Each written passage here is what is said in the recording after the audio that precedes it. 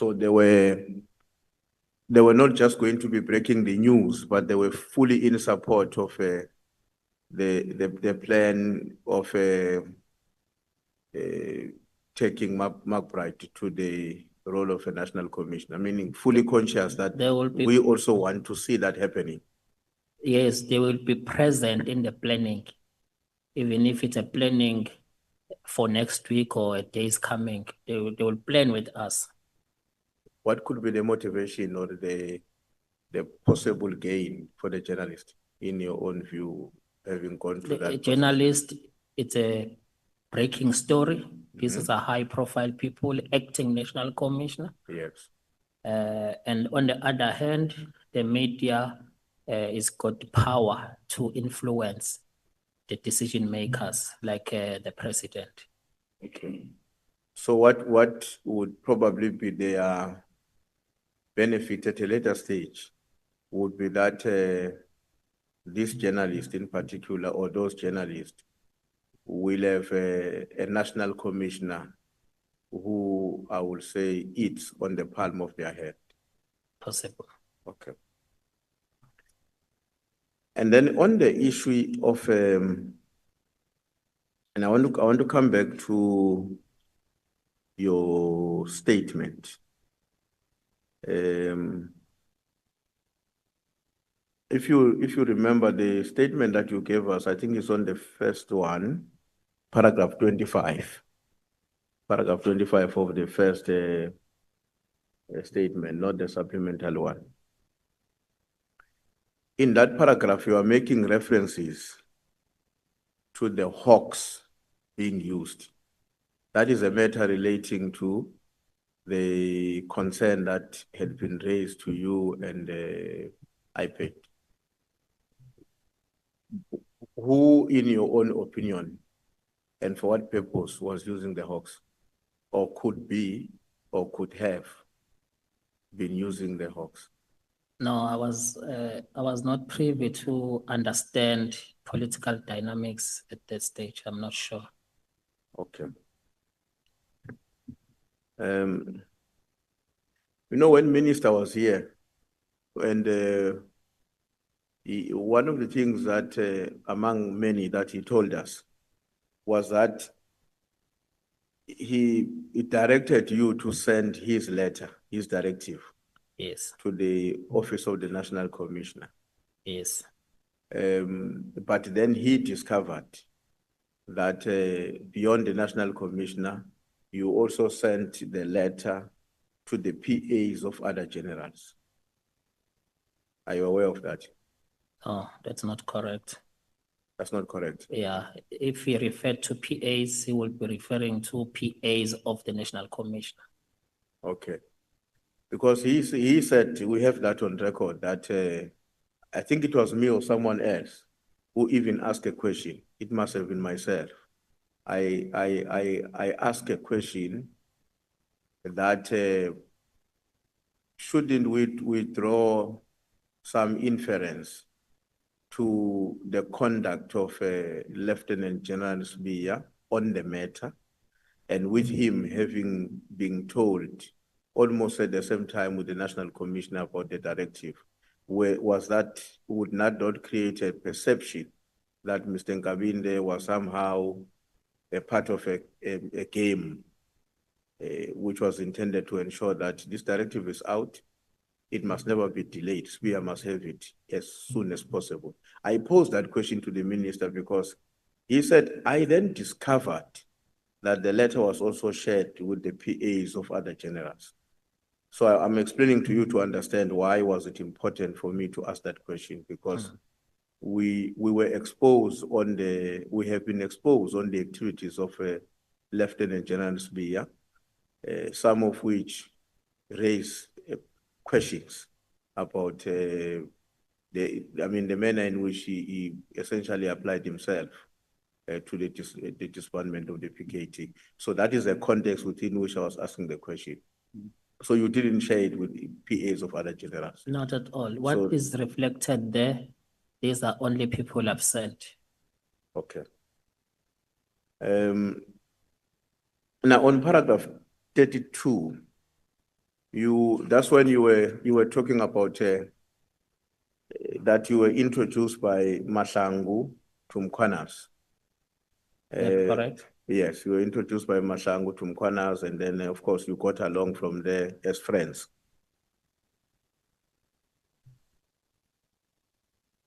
How often were you seeing each other as friends between the time of introduction up to around 2024?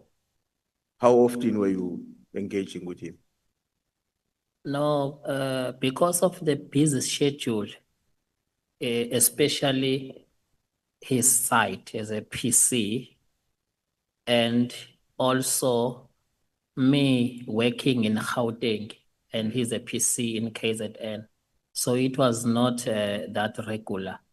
Maybe if he comes this side, we might meet. I might go to his hotel. Then when I go to Durban, he might come to me. I might go to him, but it's not regular because of his busy schedule as a PC. Okay. And then after you were appointed as the chief of staff, how regular were you interacting with him? We were interacting quite often now as a chief of staff. As chief of staff. Yes, we were interacting quite often. Especially before the 31st, let's say even before the 31st of December when Even the minister. before 31st, even after, because without the directives, we used to talk some other things as well. Okay. So in the course of your engagement with him as your friend, I mean, it's natural that friends will also share their own frustrations about the work where they are working, whether it's government or in the private sector. Has he not engaged you about what is happening in the PKTT and his assessment of developments that would have resulted into what happened after the 31st of December? Not at all. Not at all. This thing of PKTT, it came after that media briefing. We never even spoke about it. Okay. So when he called you on the 2nd of January, called again on the 3rd of January, because at that time there were no difficulties between the two of you. Yes. Why was it not easy for you to get back to him on the 2nd of January? Even if you say, look, I can't find the minister, but I thought because you and I are friends, you deserve to know. You can't call me today about a matter that is of serious concern to you, and then I sleep over it, not come back until you call me back the next day. I never realized. In fact, I thought I was going to speak to the minister when I see him in Cape Town. I never realized it is so urgent. My aim was not even to call the minister because I knew that that week we're going to be in Cape Town. Then when I sit with him, then now because of these consecutive calls, then I had to now check with the minister that. You made a reference to paragraph 49 of your statement. I'll give you a summary. You don't have to go back there. You remember once I said. But the point that you were saying was that in your understanding, the implementation of the directive of the minister will only take place when the national commissioner is back. You said that is your understanding. Yes. Now, what informs that understanding, given the fact that the directive is issued on the 31st of December, the national commissioner is away at the time when the directive is being issued, and he will only come back on the 14th of January. And yet, the first report is required 6 days later, which is the 20th of January. For me, after General Mkhwanazi indicated that he is not happy, he indicated that let us wait for the national commissioner to come back. because in any event, the letter was directed to the National Commissioner. So why I'm referring to this, it's because the due date is after the National Commissioner is back. So when the National Commissioner is back in the office and there are any concerns he wants to raise, at least he will be back in the office. It will be different if the due date is during the time is away. Okay. You know, the National Commissioner told us, I mean, there's one thing that you and him agree on about the meeting of the 6th of March. I think it was here in Cape Town, that meeting. Yes. The two of you are agreeing in terms of your testimony that you were both in the same meeting. But his contention is that that meeting was very difficult. There were strong disagreements. On one hand, it was him and Lieutenant General Khumalo who were advocating for a particular line in terms of what has to be done in response to the directive. And on the other side was Lieutenant General Sibiya. I can't remember who else, but with you, also very, very strong pulling to the different direction. What's your comment on that? On that meeting, there was no heating up argument. There were debates, there were seeking clarity questions, but there was absolutely nothing. And if I remember correctly, even myself, it was only once where I seeked clarity on. So you cannot say a person who raised a clarity once, you can refer that person as he's advocating something. I even remember what I was asking in that. I was just seeking that clarity, but all in all, the National Commissioner has never gave any sign of there is a problem. Absolutely. I really don't understand what is going on now because he has never, even a facial expression, you could not even see. He's laughing, it's flowing. It's a healthy debate, clarifying things. He's just pushing the implementation. And this implementation plan came with him, that this is how I want to implement this. And the minister agreed.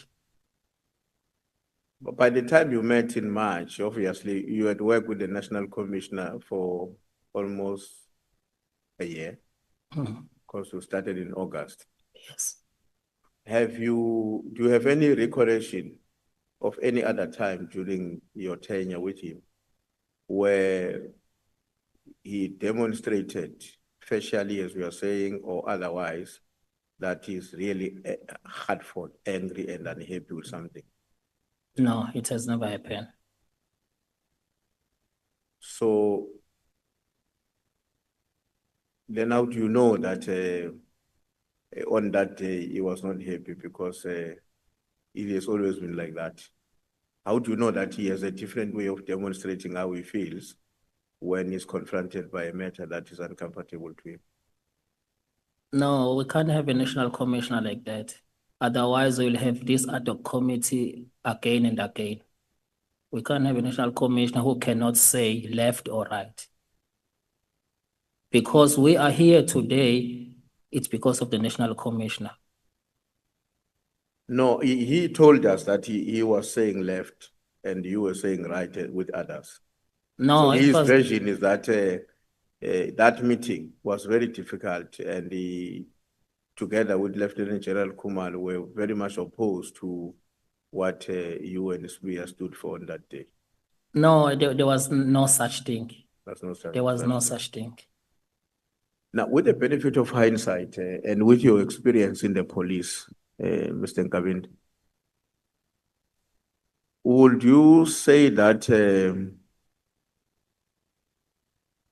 Lieutenant General Mkhwanazi was correct that the minister must be careful because he might be caught in an internal battle within the police officers. Yes, he did share with me that sentiment. He even said we need to protect the minister. So you and in your own assessment, the minister is really now into the space that Mkhwanazi has warned against. No, I think it was a misdirected. As a person who is also close to the minister, I believe that the minister is just caught in the middle here. You believe that? Yes, because I'm close to the minister, and even General Mkhwanazi did share with me that sentiment, because General Mkhwanazi had a problem with General Sibiya, of which the minister tried to call them together as to try a peacemaking meeting. So now the minister is in a predicament where he speaks to everyone in the top management, not necessarily because Sibiya is his friend. So General Mkhwanazi was engaging me in that perspective, of which me, next to the minister, I could not see anything wrong as well, because the minister, it was all about work. Okay. And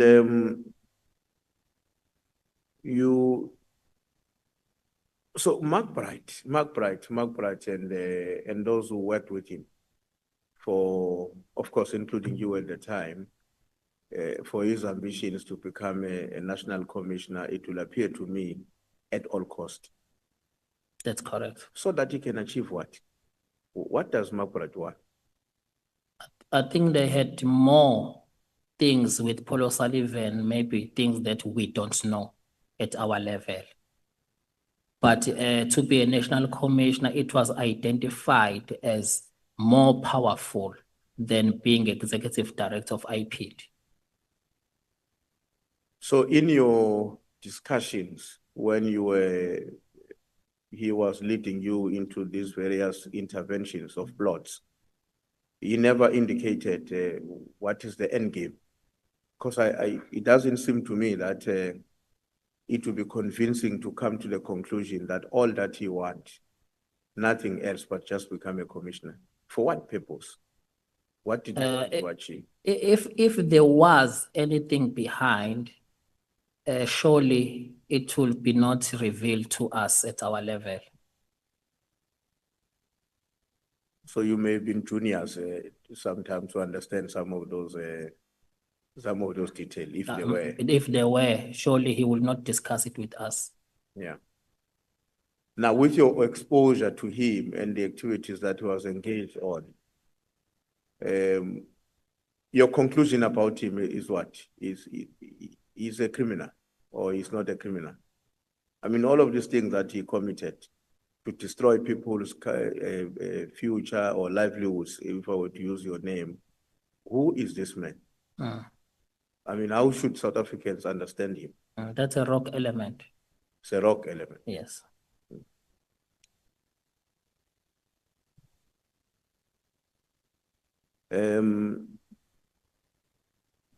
Now, it would seem to me,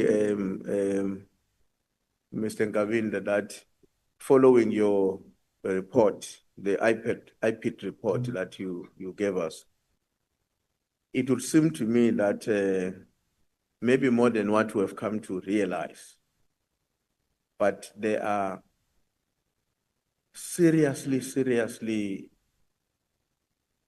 dirty policemen, because I've not heard of a policewoman as yet, policemen in our system. And what do you think we need to do to eradicate them? What will it take? You are a police officer yourself. This is your terrain. You've been there. You were fortunate that besides being an ordinary police officer, you were taken into the IP, deployed there, and from there you went to the department to become a chief of staff. Now, You are almost closer to people who might say in the nearest future, I've seen it all. What do you think we need to do in order to defeat that behavior, that destructive behavior within the police service? Yeah, I think it's more of a consequence management. No accountability. Instead of accountability, there's so much cover-ups. So now, if there's so much cover-ups on the top, the train is losing a direction. But it's more of accountability and consequence management, and make sure that people are held accountable. But how to do it when the leading figures are those who are in charge? I mean, McBride is the top guy in IPID. He's the executive director, that's what it's called. And then, but he engages in such a dirty exercise. How to deal with that?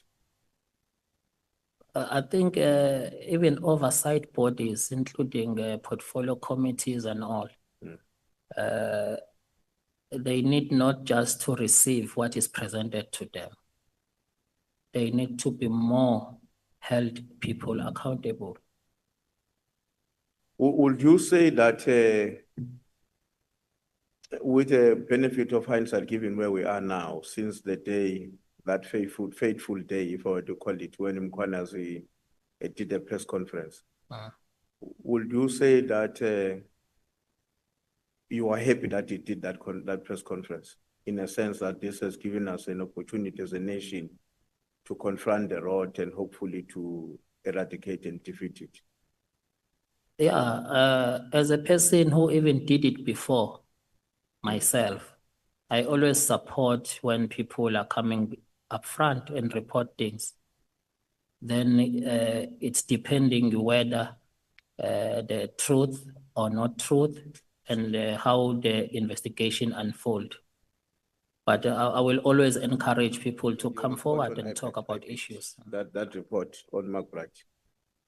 I just want to draw your attention to a paragraph on page 6 of 8, where you say, Mr. Sisoko recalled this docket back to the original investigating officer to continue with the investigation after the outcome of the ANC conference.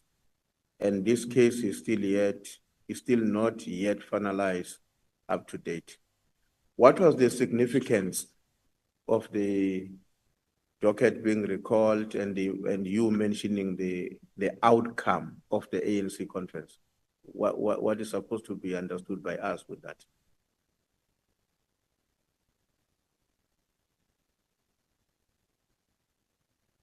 Can see it's on top of page 6, ne? On top or at the bottom? No, at the top of page 6. If you go to page 6 of your report to Minister Cele, page 6 of 8. Or Mr. Sisoko? Mr. Sisoko, yes. That sentence. We can read it loud so that we can confirm on the same sentence. Mr. Sisoko recalled this docket back to the original investigating officer to continue with the investigation after the outcome of the ANC conference. And this case is still not yet finalized up to date.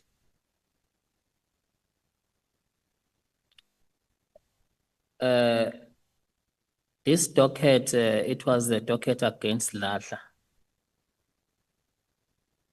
And it was used for Ladla to arrange and talk on behalf of Mr. McBride to the former president. And then this docket was removed from the initial investigator. Then, after the former president appointed General Sithole, it means the plan has never materialized. So it was thereafter, after the conference, when McBride wanted the docket to move now, because it did not yield the desired result. You know, the reason I was asking Mr. Nkabinde, I wanted to ascertain the significance of after the outcome, because after the outcome and after the conference may be two different things in terms of the importance you are attaching to them. But you have used the word after the outcome. Is there any particular reason why there is a reference to the outcome, not after the conference, just general? Yes, it was relevant because this docket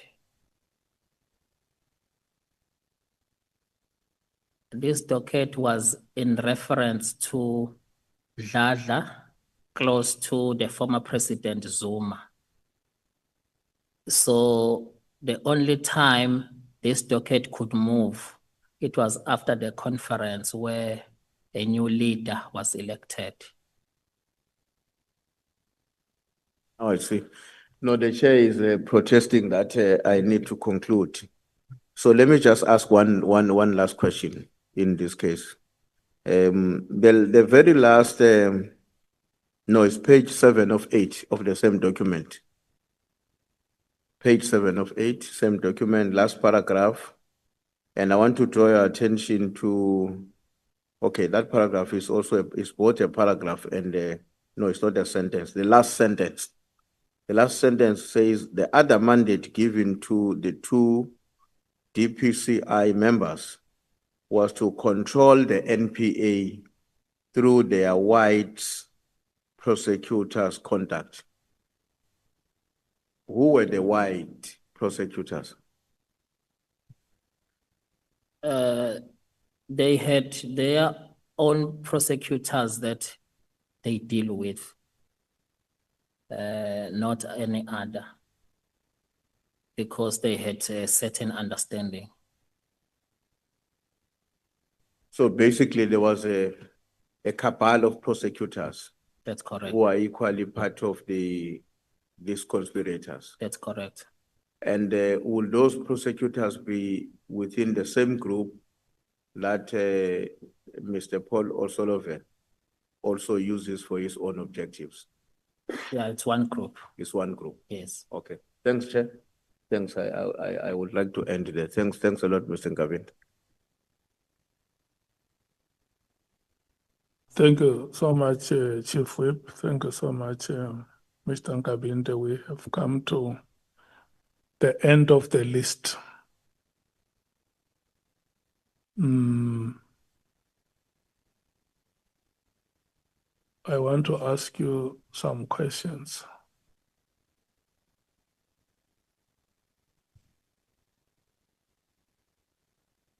Honorable Skosana, what is that? Oh, thank you, Chair. Remember when I asked to go, when I had a problem, I said, I'm going to come back. You said to me, because of your benevolent, as usual, you're going to afford me to make that to finish with my follow-up.